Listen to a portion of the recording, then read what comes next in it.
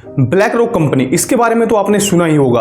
अगर नहीं सुना तो आप मेरी इस वीडियो को देख सकते हो। आज के टाइम में ऐसी कोई कंपनी नहीं है जिसमें ब्लैक रॉक इन्वॉल्व ना हो। Amazon, Google, Microsoft, Dell, banks, हर एक चीज में आप अपने घर में कोई भी 10 प्रोडक्ट यूज करते हो ना, तो उसमें से 7 में ब्लैक रॉक इन्वॉल्व है किसी न किसी तरह से। ब्लैक रॉक दुनिया की सबसे बड़ी एसेट मैनेजमेंट कंपनी है।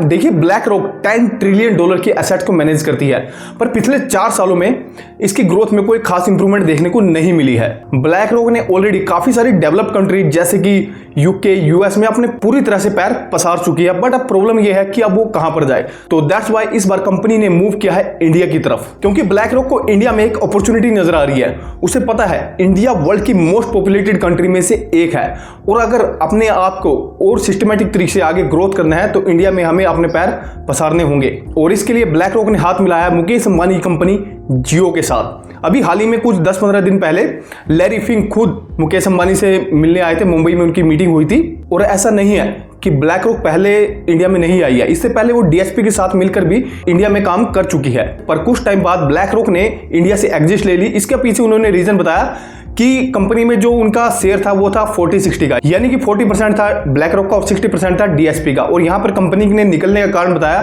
कि उन्हें कंपनी में डिसीजन पावर नहीं मिल रही थी, दैट्स वाई। और अब जियो के साथ जो मिलकर पार्टनरशिप कर रही है उसमें 50-50 का शेयर है इन दोनों ही कंपनी का। ब्लैक रॉक ने इंडिया में जियो के साथ पार्टनरशिप किया है। इसके पीछे साफ और सिंपल सा रीजन है, क्योंकि ब्लैक रॉक जानती है मुकेश अंबानी की कंपनी जियो के पास पूरे इंडिया का डेटा है, क्योंकि वो एक नंबर 1 टेलीकॉम प्रोवाइडर है। दैट्स वाई यहाँ पर ब्लैक रॉक को लगता है कि उन्हें एक प्रॉपर कंज्यूमर बेस मिलेगा। पर जितना आसान ये दिखता ना, उतना आसान नहीं है। इसके पीछे रीजन है एक ऑडियंस और टारगेट ऑडियंस, दोनों में फर्क है। क्योंकि इंडिया में ऑलरेडी काफी बड़े बड़े धुरंधर बैठे हैं, जैसे कि जीरोधा, जो कि इंडिया की सबसे बड़ी स्टॉक ब्रोकर कंपनी है। और दूसरे नंबर पर आती है ग्रो, और तीसरे नंबर पर आती है एनजे म्यूचुअल फंड। और इसके साथ ही तीनों कंपनी ने इंडियन मार्केट को बहुत ही अच्छी तरह से कैप्चर किया हुआ है। और मैं पर्सनली बात करूं, मैं खुद ग्रो ऐप यूज करता हूं, तो इन तीनों ही कंपनी के पास ऑलरेडी टारगेटेड ऑडियंस है। और अगर बात करें एनजे इन्वेस्टर की, सबसे बड़ा म्यूचुअल फंड डिस्ट्रीब्यूटर है। तो देखा जाए तो भारत में बैंक्स के बाद ये तीनों ही प्लेटफॉर्म मोस्ट ट्रस्टेड और वैल्यूएबल प्लेटफॉर्म रहे हैं। और इंडिया जैसे कंट्री की थॉट क्या है कि वो देखती है कि आने वाले 5 सालों में कौन सी कंपनी सबसे ज्यादा रिटर्न देगी।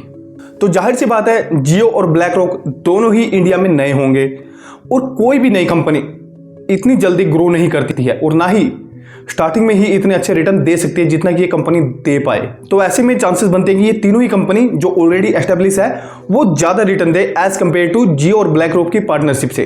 देखिए, म्यूचुअल फंड का ग्रोथ इंडिया में अभी भी 2 डिजिट पर ही है, और कहने वाले कहते हैं कि आने वाले सालों में इसका मार्केट कैप बहुत बड़ा होने वाला है। पर देखा जाए तो ये इतनी जल्दी और इतनी आसानी से नहीं होने वाला।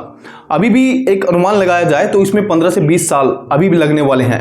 अब देखो, सिम बेचना और म्यूचुअल फंड बेचना दोनों ही कॉन्सेप्ट अलग है। ऐसा नहीं है कि लोगों को अट्रैक्ट करने के लिए आप यहाँ पर कुछ ऑफर दे सकते हो, क्योंकि यहाँ पर सेबी की गाइडलाइंस होती है और काफ़ी सारी चीज़ें आपको फॉलो करनी होती है, और उसके साथ ही यहाँ पर मार्जिन भी बहुत कम होता है।